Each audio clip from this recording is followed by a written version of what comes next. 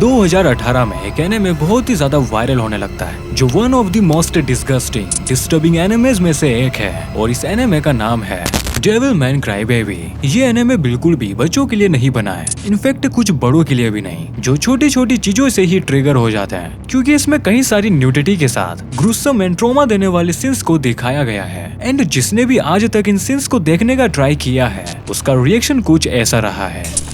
Oh my god, why they violated? Oh no. तो तुमने इस वीडियो के बैकग्राउंड में सुना ही होगा कि आखिर ये किस टाइप की चीजें देख रहा है, जो मैं तुम्हें यहाँ बिल्कुल भी नहीं दिखा पाऊंगा क्योंकि YouTube को ज्यादा टाइम नहीं लगेगा इस वीडियो को हटाने में। मैंने ये सारे सीन्स देखे हैं और मेरा भी रिएक्शन कुछ ऐसा ही था। एंड इतनी शॉकिंग चीजें दिखाने के बाद भी ये उस साल एनिमे ऑफ द ईयर बनता है। इस एनिमे में हमें दो मेन कैरेक्टर्स को दिखाया जाता है, ये है Akira फुतो। Something like what? A devil? और जो इसके साइड में बैठा है वो है इसके बचपन का दोस्त रियो Asuka. Fikiro was a Russian scholar. He died last month. इस पूरे एनिमे की स्टोरी इन दोनों के अराउंड ही घूमती है, जहां हम अगेन वही ढेर सारे गोर सीन्स को देखते हैं। एंड कभी कभी तुम्हें ऐसा लगता है कि तुम कोई एज एनिमे देख रहे हो बिना किसी सेंसरशिप के साथ। सो ये एनिमे इतना ज्यादा डिस्टर्बिंग और 18+ था, तो भी ये एनिमे ऑफ द ईयर कैसे बना? और इस एनिमे में ऐसा क्या है जिसे ज्यादातर लोग देखकर समझ नहीं पाते हैं कि उन्हें ये सब क्यों दिखाया गया? अगेन वो सब बस इसे इसकी शॉक वैल्यू के लिए देखते हैं और इसी वजह से आज मैं तुम्हें इस पूरे एनिमे की स्टोरी सुनाऊंगा और मैं तुम्हें बताऊंगा आखिर इस एनिमे में होता क्या है, including all the messed up parts जिनकी एक्चुअली एक डीपर मीनिंग है जो भी मैं तुम्हें एक्सप्लेन करूंगा।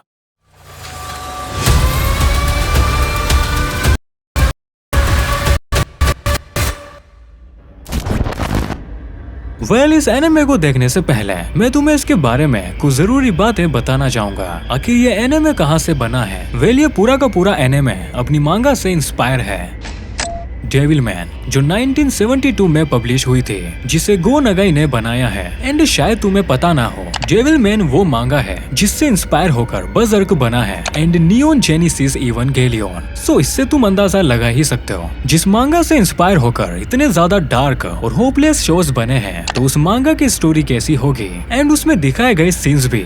मैं अब तुम्हें जल्दी से इसके एनिमे एडेप्टेशंस के बारे में बता देता हूँ ताकि तुम समझ पाओ मैंने डेविलमैन क्राईबेबी को ही क्यों चुना तुम्हें दिखाने के लिए। मैं चाहता तो तुम्हें इसकी फर्स्ट टीवी सीरीज जो 1972 में आई थी वो एक्सप्लेन कर सकता था। हावेवर मैं ये नहीं करूंगा क्योंकि उस सीरीज की अपनी खुद की स्टोरी है एंड वो मांगा को कहीं से भी फॉलो नहीं करती है क्योंकि दोनों सेम टाइम पर आए थे और इसी के बाद इसके कई और एनिमे एडेप्टेशंस आते हैं जो भी पहले की तरह ही बस इस मांगा से इंस्पायर थे, जैसे Violence Jack, Devilman Lady, Demon Lord Dante और साइबोर्ग 009 वर्सेस डेविलमैन। एंड इसी बीच ये 3 ओवीए आते हैं जिसके बाद डेविलमैन और भी ज्यादा फेमस हो जाता है क्योंकि ये ओवीए अपनी मांगा की स्टोरी को फॉलो कर रहे थे। लेकिन फिर भी मैं तुम्हें इन्हें क्यों नहीं एक्सप्लेन कर रहा हूँ, तो मैं तुम्हें बता दूं ये ओवीए मांगा की स्टोरी को पूरा नहीं करते हैं जबकि क्राईबेबी इसे पूरा करता है मांगा के कई सारे नेस्टी, डेवास्ट्रेटिंग और कंफ्यूजिंग सीन्स के साथ। आई थिंक इतना जानना अब तुम्हारे लिए सफिशिएंट होगा एंड अब मैं तुम्हें इस एनिमे को एक्सप्लेन करने वाला हूँ। एनिमे स्टार्ट होता है और हम 2 बच्चों को देखते हैं जो एक बीमार पप्पी को लेकर बात कर रहे होते हैं, जहाँ एक बच्चा दूसरे से उस पप्पी को मांग रहा होता है ताकि वो उसे मार सके, जबकि दूसरा बच्चा उसे ये करने से रोक रहा होता है। जिसके बाद सीन चेंज होता है और हम फिर से उसी बच्चे को देखते हैं जो उस बीमार पप्पी को बचा रहा होता है। इस बार वो उस पप्पी के लिए एक छाता लाया होता है एंड उसी के पास में बैठकर रो रहा होता है, जहाँ फिर से वो दूसरा बच्चा आता है जो उससे कहता है हमेशा कमजोर मरते हैं, जिस पर दूसरा बच्चा उससे कहता है आखिर तुम भी क्यों रो रहे हो। जिसके बाद हमें 10 साल आगे का दिखाया जाता है जहाँ रियो अकीरा का नाम चिल्ला रहा होता है कि मुझे तुम्हारी जरूरत है। जिसके बाद अगेन सीन चेंज होता है और हमें अकीरा दिखाया जाता है, जिसका मतलब ये है कि जो हमने स्टार्टिंग में 2 बच्चे देखे थे वो और कोई नहीं रियो और अकीरा थे। जिसके बाद अकीरा और उसके दोस्त एक एथलीट की न्यूज को लेकर बात कर रहे होते हैं कि कैसे उसके 2 टीममेट्स मारे गए एंड ये बात सुनकर अकीरा वहाँ रोने लग जाता है, जिसका मतलब ये है कि अकीरा बहुत ही ज्यादा सेंसिटिव है। पहले वो उस पपी को लेकर रोया था एंड अब इस न्यूज को लेकर। जिसके बाद हमें साबत के बारे में बताया जाता है। Apparently they were going to a party called Sabbath that has something to do with Satanism. सो साबत इस एनिमे में सैटनिज्म से बिलोंग करता है। I mean, जैसे हम रियल वर्ल्ड में साबत से गॉड की वर्शिप करते हैं, वैसे ही कुछ लोग इस एनिमे में सैटन की वर्शिप करते हैं। देन फिर सीन शिफ्ट होता है और हम अकीरा को दो लड़कियों के साथ देखते हैं, जिसमें से एक का नाम था मिकी एंड इसी के घर पर अकीरा रहता है, जो अकीरा से कहती है कि आज वो थोड़ा घर लेट आएगी तो वो अकेला ही घर चला जाए। जिसके बाद हम मिकी को एक रिवर के पास देखते हैं जहाँ कुछ लड़के आते हैं, मेरा मतलब वो सारे रैपर्स थे एंड वो मिकी को थोड़ा परेशान कर रहे होते हैं। तभी वहाँ अकीरा भी आ जाता है एंड वो अकीरा के साथ भी वही सेम चीज करते हैं। स्टोरी को थोड़ा फास्ट फॉरवर्ड करें तो वहाँ रियो भी आ जाता है जो अकीरा को अपने साथ ले जाता है। जिसके बाद वो अकीरा को एक स्टोरी सुनाता है कैसे वो एक रशियन स्कॉलर के साथ एक रिसर्च कर रहा था। सो मैं यहाँ तुम्हें बता दूं, रियो दरअसल एक स्टेट कॉलेज में प्रोफेसर है एंड इसी वजह से वो एक रशियन स्कॉलर के साथ किसी चीज पर रिसर्च कर रहा था एंड एक दिन उसे स्कॉलर के रूम से जोर से आवाज आती है, जिसे देखने के लिए ऑब्वियसली वो चला जाता है, जहाँ वो स्कॉलर एक बर्ड को बड़े ही बेरहमी से मार रहा होता है एंड उसका रीजन वो ये देता है। The chirping birds were getting on my nerves, but they're quiet now finally. They're quiet now. और इसी के बाद हम उस स्कॉलर को रियो पर हमला करते हुए भी देखते हैं एंड फिर वो बाद में खुद को पेट्रोल से जला देता है। और आगे रियो अकीरा को बताता है दरअसल उसके अंदर एक डेविल था जो काफी टाइम से बाहर निकलने की कोशिश कर रहा था एंड इसी इंसिडेंट के बाद से रियो ने डेविल्स पर रिसर्च करना शुरू किया। और साथ ही उसे ये भी पता चलता है दरअसल इस अर्थ पर इंसानों से पहले डेविल्स रहा करते थे एंड ये क्रिएचर्स इमोशन लेस थे और काफी ज्यादा क्रूर भी थे एंड इनके पास एक अच्छी स्किल्स थी सर्वाइविंग और फाइटिंग की, जिसकी वजह से अब ये इंसानों को पसेस कर रहे हैं। और साथ ही वो ये भी बताता है कि इन्हें रोका जा सकता है अगर किसी ह्यूमन की विल डेविल से नहीं हारती है तो उस टाइम वो इंसान डेविल की पावर्स को कंट्रोल कर सकता है एंड शायद उस प्रोफेसर ने भी यही करने की कोशिश की होगी, बट वो डेविल को कंट्रोल नहीं कर पाया तो उसने खुद को ही मार दिया। एंड इसी के बाद हम इन दोनों को एक साबत में देखते हैं जहाँ ये डेविल्स के अराउंड एविडेंस कलेक्ट करने आए थे, जहाँ कई सारे लोग डी के नशे में पार्टी कर रहे थे एंड किसी ने भी वहाँ पूरे कपड़े नहीं पहन रखे थे और कुछ तो पूरे नेकेड थे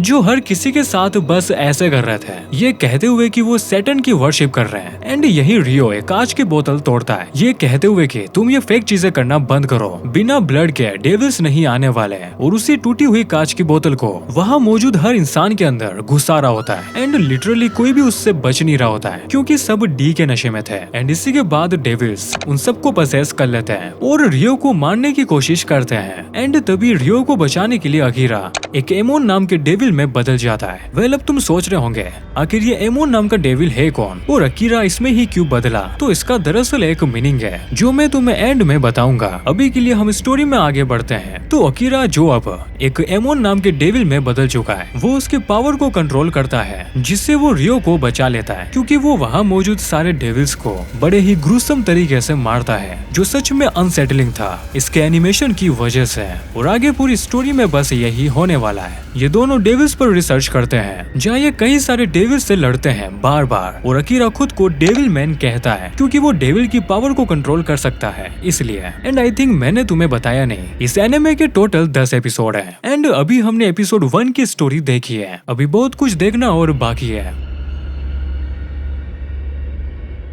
अकीरा की बॉडी अब काफी चेंज हो चुकी है एंड वो भी इस चीज से हैरान है, जिस पर रियो उससे कहता है तुम्हारे पास दरअसल एक गोल्डन हार्ट है जिसकी वजह से तुम पूरी तरीके से डेविल नहीं बने हो और डेविल की पावर को कंट्रोल कर पा रहे हो। एंड इसी के बाद ये दोनों चले जाते हैं पास ही में डेविल्स को ढूंढने, जहाँ पहले से एक रिपोर्टर चुपके से 3 डेविल्स को रिकॉर्ड कर रहा होता है। वहीं अकीरा और रियो आ जाते हैं जो उन डेविल्स को बहुत ही बुरी तरीके से मारते हैं, मेरा मतलब अकीरा उन तीनों को खा जाता है और ये चीज उस रिपोर्टर के कैमरे में रिकॉर्ड हो गई थी जो वहाँ से रियो से बचकर भाग जाता है। वेल इसके बाद होता यह है कि जो वो रिपोर्टर था वो अपने बॉस को ये वीडियो क्लिप दिखाता है जिस पर उसका बॉस कहता है कि हम ये वाली क्लिप लोगों को नहीं दिखा पाएंगे, इजीली लोग इसे एडिटेड बोल देंगे, तो उसे ये सब छोड़कर बिकनी मॉडल्स पर ध्यान देना चाहिए। वेल यहाँ बात हो रही है मिकी की, जिसने एक बार इनके लिए फोटो शूट किया था एंड उसी के बाद मिकी बहुत ही ज्यादा फेमस हो गई थी स्कूल में। सो ये ऐसे ही कई सारे टीनेज गर्ल्स के फोटो शूट करवाते हैं अपने मैगजीन के लिए जिसका नाम है बिकनी मॉडल्स। एंड अब उस रिपोर्टर का बॉस चाहता है कि फिर से वो एक बार मिकी का फोटो शूट करे। सो इसके बाद हम मिकी और इस रिपोर्टर को अपने स्टूडियो में देखते हैं, जहाँ मिकी को एक वाटर डेविल पसेस कर लेता है। एंड वहीं अकीरा और रियो भी आ जाते हैं, क्योंकि उससे पहले वो दोनों उस रिपोर्टर के घर गए थे ताकि उन्हें वो वीडियो क्लिप मिल सके जो उसने छुप कर बनाई थी। एंड उन्हें मिलती भी है, जहाँ रियो उस रिपोर्टर की माँ को भी मार देता है। एंड यहाँ अकीरा भी मिकी को बचा लेता है उस वाटर डेविल को मारकर। एंड अगेन रियो उस रिपोर्टर को भी मार देता है, जबकि अकीरा उससे कह रहा होता है इसे मारने की कोई जरूरत नहीं थी। सो इन सबके बाद स्टोरी में आगे हमें एक साइरन नाम की फीमेल डेविल दिखाई जाती है, जो कि अकीरा के अंदर मौजूद एमोन नाम के डेविल की लवर थी, जिसके साथ अकीरा बाद में ऐसे करता है। एंड अब ये सीन काफी न्यूडिटी से भरा हुआ है, तो मैं तुम्हें नहीं दिखा पाऊंगा, इसके लिए आई एम सॉरी। हम आगे देखते हैं। साइरन अपने डेविल फॉर्म में आकर अकीरा को पकड़ कर ले जाती है। इसके बाद इन दोनों की एक ब्रूटल फाइट होती है, जहाँ साइरन एक दूसरे डेविल के साथ मर्ज हो जाती है, जो कि उसका एक दोस्त था। बट एंड में अकीरा ही जीतता है। सो यहाँ तक तुम्हें लग रहा होगा कि ये किसी टिपिकल शोनन एनिमे की कहानी है, जहां हमारा हीरो लोगों को बचा रहा है, बस कहीं सारे ब्रूटल एंड न्यूड सीन्स के साथ। वेल ऐसा तुम्हें लगता है तो तुम गलत हो। यहाँ से अब ये पूरा एनिमे चेंज होने वाला है। हमें इसके एंड में जाते जाते कहीं सारी कंफ्यूजिंग चीजें देखने को मिलेगी,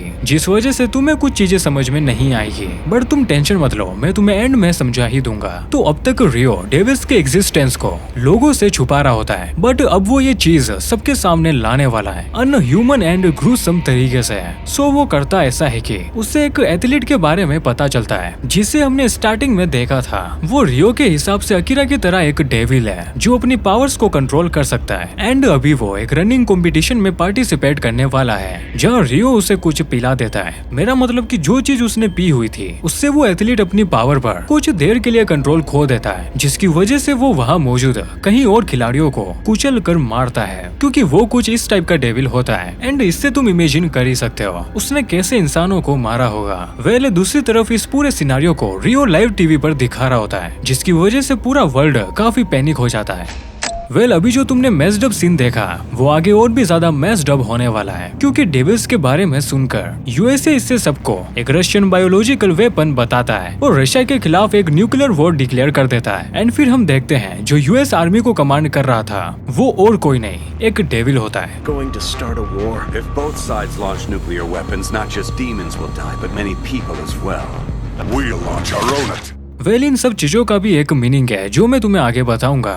सीन स्टार्ट होता है और हम देखते हैं आर्मी सिटीज में कई सारे डेविल्स को मार रही होती है, एंड उन लोगों को भी जिनके परिवार में कोई डेविल बन चुका होता है। एंड वहीं हम रियो को अमेज़न के जंगल में खुदाई करते हुए देखते हैं, जहां उसे कोई तो पावर मिलती है। जिसके बाद सीन चेंज होता है और हम एक लाइव कॉन्फ्रेंस को देखते हैं, जहां Japanese PM and UN president के साथ रियो बैठा होता है। एंड वो सब लोगों को डेविल्स के बारे में बता रहे होते हैं कि अगर तुम उन्हें नहीं मारोगे तो वो तुम्हें मार देंगे। जिसके बाद रियो लाइव पर अकीरा का सेबत वाला वीडियो प्ले करता है, जिसमें अकीरा बड़े ही ग्रूसम तरीके से सबको मार रहा होता है। एंड इसी के बाद अकीरा और मिकी की फैमिली डेंजर में आ जाती है। एंड फिर अगेन सीन चेंज होता है और हम देखते हैं जिनके साथ रियो अभी बैठा था, आई मीन जापान का पीएम और यूएन का प्रेसिडेंट, वो दोनों भी दरअसल डेविल्स थे। जिसका क्लियर मतलब है अब रियो उन डेविल्स के साथ है। बट क्यों, इसका रीजन तुम्हें अभी आगे पता चल जाएगा। सो ये सब होने के बाद हम अकीरा को अपने डेविल फॉर्म में देखते हैं, जो कुछ लोगों को रोकने की कोशिश कर रहा होता है। उन्होंने कई मासूम लोगों को बांध कर रखा होता है, बस ये कहते हुए कि ये डेविल है, एंड उन्हें पत्थर से मार रहे होता है और अकीरा को भी। बट अगेन अकीरा उन्हें ये सब करने से रोक रहा होता है, पर वो रुकते नहीं है। तभी कुछ बच्चे आकर अकीरा से लिपट जाते हैं। वो अकीरा के डेविल फॉर्म से नहीं डरते हैं और ये देखकर वहाँ खड़े सारे लोग पत्थर मारना बंद कर देते हैं। देन सीन चेंज होता है। हम मिकी और उसके दोस्तों को एक साथ देखते हैं, जहाँ मिकी इंटरनेट पर लोगों को बताती है कि उसका दोस्त अकीरा भी एक डेविल में बदल चुका है। बट वो लोगों को मारता नहीं है, उल्टा उन्हें बचाता है। एंड ये चीजें देखकर एक ग्रुप ऑफ पीपल गुस्सा हो जाता है और वो मिकी और उसके दोस्तों पर अटैक कर देते हैं और बड़े ही बेरहमी से उन्हें मार दिया जाता है। एंड जब तक अकीरा वहाँ पहुँचता है, तब तक उन लोगों ने जो मिकी और उसके दोस्तों को मारा था, उनके बॉडी पार्ट्स को लकड़ियों पर लगाकर नाच रहे होते हैं, जो सच में देखने में काफी अनसेटलिंग था। जिसके बाद अकीरा उन सभी को मार देता है और फिर हमें दिखाया जाता है कि रियो दरअसल सैटर्न है, एंड इसी वजह से डेविल उसके साथ है और सब मिलकर इंसानों को मारना करना चाहते हैं। एंड फिर सीन चेंज होता है। हम कहीं कंट्रीज की मिलिट्री को डेविल्स पर हमला करते हुए देखते हैं। वहीं कुछ डेविल्स उन्हें पजेस कर आपस में ही लड़वा देते हैं, जिसके बाद रियो और अकीरा की फाइट होती है। एंड इसी टाइम रियो अपने एक अटैक से मून के 2 टुकड़े कर देता है और इसके बाद हमें लगातार एक एनिमेशन बार बार दिखाया जाता है, जो कुछ ऐसा था जहाँ रियो, अकीरा और मिकी अपने बचपन में होते हैं और वो एक रिले रेस कर रहे होते हैं, जहाँ मिकी अकीरा को स्टिक पास करती है और वही स्टिक अकीरा रियो को, जो रियो पकड़ता ही नहीं है। एंड वो गिर जाती है बार बार हर बार, जिसके बाद अगेन सीन चेंज होता है। वेल इस टाइम पर पूरे अर्थ पर सारे लिविंग क्रिएचर्स मारे जाते हैं, सिर्फ इन दोनों को छोड़कर। एंड यही हमें आगे पता चलता है कि अकीरा भी दरअसल मारा जा चुका है और रियो उसकी मौत पर रो रहा होता है। जिसके बाद फिर से सीन शिफ्ट होता है। हम देखते हैं अर्थ पर कुछ लाइटिंग ऑब्जेक्ट्स गिर रहे होते हैं और एक आखिरी बार सीन चेंज होता है और हम फिर से अर्थ देखते हैं। एंड ऐसे ये एनिमे खत्म हो जाता है। नाउ पहली बार देखने पर मेरा भी तुम्हारी तरह ही रिएक्शन था कि मैंने अभी क्या देखा है और ये क्या बिजार एंडिंग थी। लेकिन जब मैंने इस पर अपनी रिसर्च की तो मुझे समझ में आया आखिर ये एनिमे किस पर है और ये हमें क्या दिखाना चाहता है। वेल ये पूरी सीरीज दरअसल human psychology, globalism, power, politics और वॉर के बारे में है। एंड अभी तुम्हें ये सब सुनकर थोड़ा अजीब लग रहा होगा, एनी आखिर तू ये क्या कह रहा है? इसमें हम एक टिपिकल शोनेन स्टोरी देखते हैं, तो इसमें ये सब कहाँ से आया? वेल इन सबको समझने से पहले तुम्हें गो नगाई के माइंडसेट को समझना पड़ेगा। आखिर उन्होंने ये सीरीज क्यों बनाई थी? एंड इसका एक सिंपल रीजन है, वो एंटी वॉर है, क्योंकि उस टाइम 2 डेकेड पहले ही वर्ल्ड वॉर 2 खत्म हुई थी, जिसमें 17 to 85 मिलियन लोगों ने अपनी जान गंवाई थी। एंड इसी के बाद यूएसए जापान पर 2 न्यूक्लियर बॉम्ब गिराता है, जिसमें अगेन कहीं मासूम लोग मारे जाते हैं। एंड अब इससे तुम्हें पता चली गया होगा आखिर गो नगाई क्यों वॉर के खिलाफ थे एंड उनका क्या मोटिव रहा होगा इस सीरीज को बनाने का। एंड इसी वजह से हम डेविल मैन क्राई बेबी में और इसकी मांगा में प्रेसिडेंट्स और पीएम को डेविल की तरह देखते हैं, जो अगेन सिंबलाइज करता है गो नगाई के माइंडसेट को कि असल मायनों में रियल डेविल वो लोग हैं, क्योंकि किसी वॉर को स्टार्ट किसी भी कंट्री के मासूम लोग नहीं करते हैं, उस कंट्री के पॉलिटिशियन जो पावर में होते हैं अल्टीमेटली वो इस चीज को डिसाइड करते हैं। एंड इसी में उस देश की मिलिट्री भी आती है जो ये सब कुछ जानते हुए भी वॉर लड़ती है और इसी वजह से वो भी डेविल ही है। एंड मीडिया भी जो उसे सपोर्ट करती है। सो बात करते हैं अकीरा की। आखिर उससे एमोन नाम के डेविल की ही पावर क्यों मिलती है? बट उससे पहले ये जानना सही रहेगा आखिर ये एमोन नाम का डेविल है कौन। सो ये हेल के 15 माकीज में से एक है, जो हेल में किंग्स, ड्यूक्स, प्रिंसेस के बाद आते हैं। एंड ये एक लौता ऐसा डेविल है जो लाइफ और रिप्रोडक्शन को सिंबलाइज करता है। एंड इसी वजह से हम कह सकते हैं अकीरा एक डेविल होने के बाद भी इंसानों की लाइफ बचा रहा होता है। और वहीं ओल्ड टाइम में इजिप्शियंस इसकी वर्शिप किसी गॉड की तरह करते थे। एंड उन्होंने इसे ह्यूमन फॉर्म में ऐसे डिस्क्राइब किया था, एक ऐसा इंसान जिसकी स्किन ब्लू है। और यही चीज हम डेविल मैन में देखते हैं। जब अकीरा अपने डेविल फॉर्म में होता है वो ब्लू कलर का होता है, जो क्लियर हमें बताता है गो नगाई एमोन के लिए कहाँ से इंस्पायर है। एंड अब हम बात कर लेते हैं रियो के सैटर्न फॉर्म की। आखिर उसके पास कैसे फीमेल जेनिटल्स आ जाते हैं जबकि हम उससे पूरे एनिमे में एक मेल की तरह देखते हैं? तो इसका रीजन मुझे एक रेडिट पोस्ट में मिलता है, जहाँ हमें बताया जाता है कि बाइबल में लिखा हुआ है कि गॉड्स के पास कोई भी मेल या फीमेल्स के जेनिटल्स नहीं है। एंड जब भी हम उन्हें एज अ ह्यूमन फॉर्म में डिस्क्राइब करते हैं तो उनके पास मेल और फीमेल दोनों के जेनिटल्स होते हैं। एंड अब डेविल मैन काफी ज्यादा इंस्पायर है बाइबल से,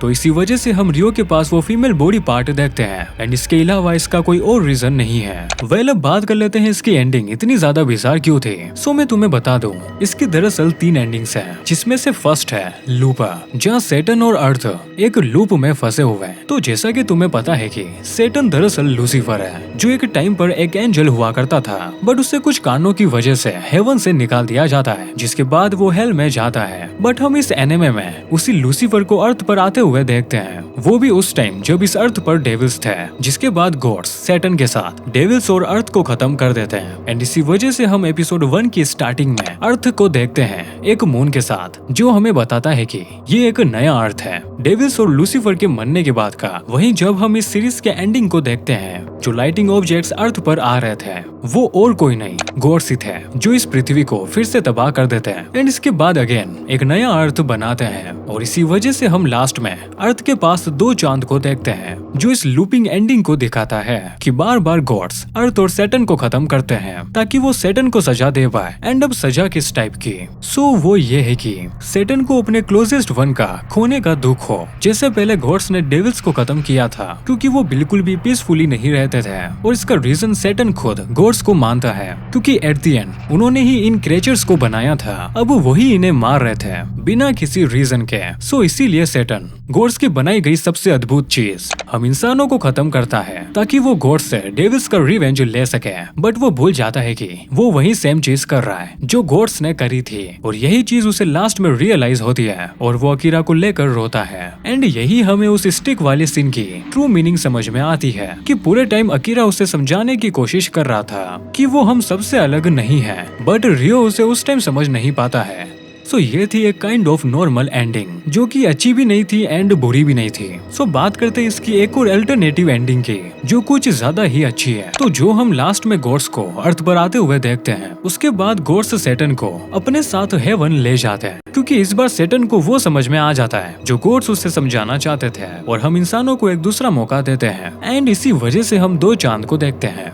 हो गई अच्छी बात है। अब बात करते हैं मेरी फेवरेट एंडिंग की जो मुझे लगता है सबसे ज्यादा सही है एंड ये फर्स्ट एंडिंग से इंस्पायर है। जैसा कि फर्स्ट एंडिंग में गॉड्स फिर से अर्थ को रीसेट करते हैं इस बार उस अर्थ पर हम इंसान नहीं कोई और स्पीशीज होंगी क्योंकि गॉड्स ने सैटर्न के साथ हम इंसानों को भी खत्म कर दिया था।